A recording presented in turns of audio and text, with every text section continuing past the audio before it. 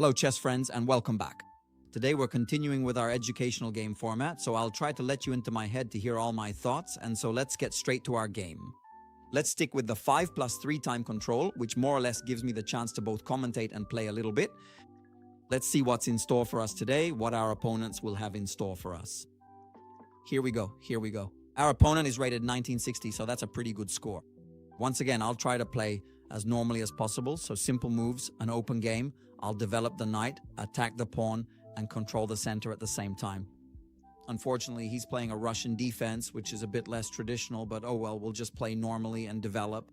The knight defending the pawn. This is the game if he now develops his knight, the 4 knights. But no, he essentially just goes ahead and develops his bishop, simply moving it out to a more active square.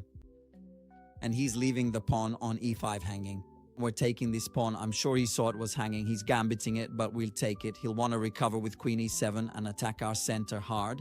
But we'll be ready, you see, to react with d4. We'll defend our knight and attack his bishop at the same time.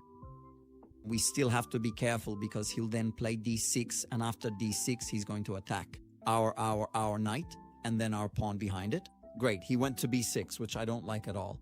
Not at all. He should have played bishop b4, pinning the knight and threatening this pawn, because now he's giving me free play, let's say, because I can both develop my pieces and also probably start creating some threats here. Because after bishop g5, the knight is pinned and I'm threatening the very strong knight d5. So I'd say let's try it because we like it. We like bishop g5. And now we're forcing him to play c6, which he obviously won't be happy about. Because I made a developing move while he'll have to make a move. That's a bit slower. And indeed, he plays c6. And at this point, I'd continue with this idea. I'll make another developing move to gain time, putting the bishop on c4. You see, I'm attacking the f7 pawn. Now he'll have to do something. I'm already ready to castle. I'm already a pawn up, so I just need to solve the problem of my king, which is currently a bit under attack. He rightly castles, and now the knight is pinned, so I can safely castle. I shouldn't have any problems. He can play d6, of course, and we'll just move away. But everything is defended because his knight is pinned. He can't take on e4, so I'd say let's just go to f3 quite calmly and slowly, please, without any trouble at all. Let's take our time. And obviously now, watch out, dear opponent, watch out for e5. Dear opponent, watch out for e5.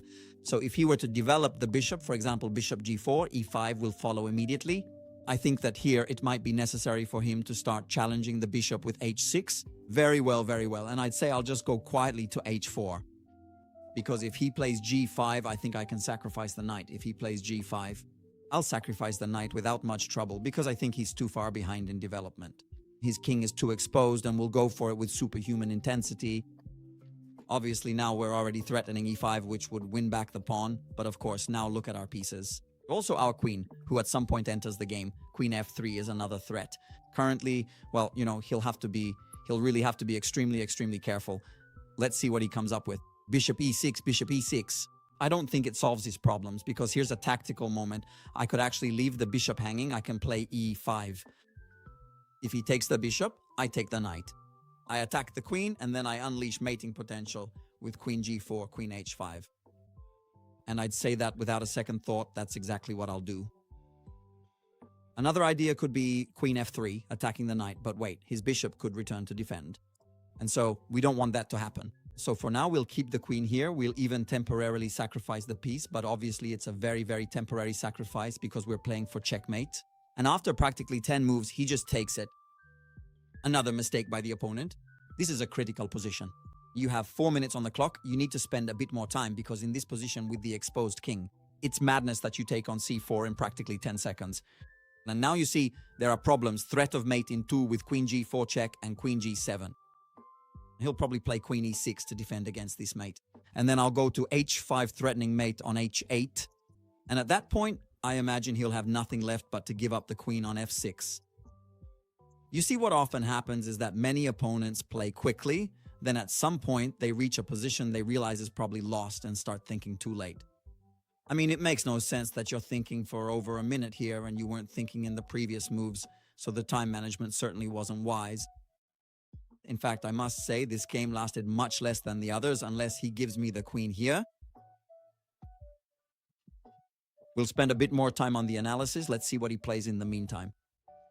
All this, my opponent, I repeat, the score is 1962. This shows you that under 2000 on Lichess, we're still talking about a low score anyway, easily reachable.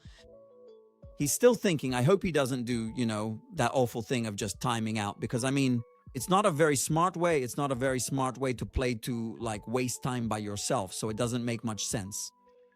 He's thinking, who knows about what? He plays queen e6, as I told you, trying to protect against mate on g4. But we obviously play our queen h5. You see, we're threatening this mate on h8. And it seems like he has nothing left but to give up the queen on f6. Which actually won't solve his problems, because I'll take... And in fact, now he obviously decides to resign. Now, let's say we'll reanalyze it for a moment, since the game was fast. So let's open the analysis board and reanalyze it for a moment. Basically, what happened, I played very calmly here. I didn't want to take risks, of entering, let's say, a theoretical variation of the Russian. I simply defended the pawn, and here I started the 3 knights variation, which should have become the 4 knights variation. This is a normal position with white that I certainly would have continued here, since I wanted to make this an educational game. I would have continued with the move d4 because, let's say, I want to take space in the center. And here, let's say, black must be very, very, very concrete. Because the move bishop b4 must be played, why must this move be played? Because you see white, in this case, has taken a lot of central space and is very, very comfortable. And if we play trivially here, slowly, like a move d6, black is already worse off. He's already worse off because we have space, activity, the center, and now we trivially develop our pieces as we see fit. And white will have a very comfortable position, which is why the position is playable for black. But here, black must go direct. He must play bishop b4 and start causing practical problems. When instead you don't go back into the 4 knights and play this way, here very simply e5 is hanging. And there isn't really counterplay with queen e7, because with this move I attack and defend. And here indeed the analysis confirms he should have obviously played bishop b4 to cause me problems. I have to defend with f3 here, which isn't a move I might want to make, right?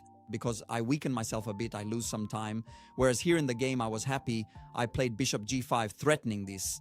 I played bishop c4 threatening this, I castled, and here I have an extra pawn. And obviously there's always the problem with the knight. Very nice also the final theme, this one with knight takes g5. Nice that the engine is confirming everything for me. I have it here on the left. You can't see it, obviously, here in Lichess analysis. Let's see if I can show you. If I can show it to you here, you see, obviously, I have the computer. Let's put back, the interface as it was before. Nothing, I destroyed the interface. Okay, oh well. More or less, we've brought it back to how it was before. And so here, knight takes g5, and basically his king is too weak, and above all, his pieces aren't ready to defend. In particular, the bishop can't get back to the king side to defend the dark squares. And here I have many immediate threats. The threat of e5, the threat of queen f3, maybe queen f3. No, because he takes this one, so the main threat is indeed e5.